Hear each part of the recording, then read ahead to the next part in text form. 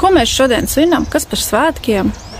Šodien mums ir Saulgriežu svētki, 1000 gadu veci svētki, kad mūsu tauta cienīja, godāja centēvu tradīcijas, pasmēlās spēku, Dievu spēku.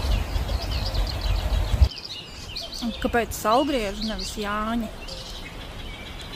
Jāņi 23. 24. datumā ir speciāli novirzīti ar kristīgās baznīcas palīdzību, lai mēs Saulgriežos nespētu paspēties Dievu spēku.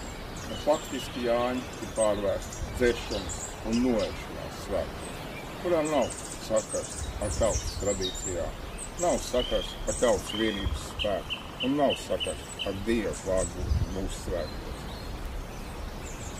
Nu, kam tas viss ir vajadzīgs mūsu dzīvē, ko tu tikko pieminēji? Tas ir ļoti svarīgi, kaut īpaši iepriekšējā daudzos gadsimtos. Mums ir potēta, kodēta, padarība, pazīme.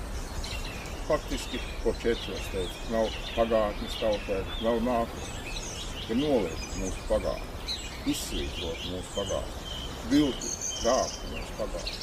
Mums doto brīdi, kā sekas ir, ka tauta, Latvijas tauta, balta tauta, apātiska, neticīga un bailīga no rīcības, noskatās, kā mūsu valsts izzūd, pirms miljārdu parādu jūgā, izmirst, ir ar zemāko labklājību un tiek izsaimniekots miljardos uz gadu. Un tad tu šodien svini Saulstāvus? Mēs šodien svinam Saulstāvus svētkus, kurā mēs gūstam Dievu atbalstu mums, radam tautas vienības spēku. Tautas vienības spēku ap 1000 gadiem vecām tradīcijām, senākām ar kristietības.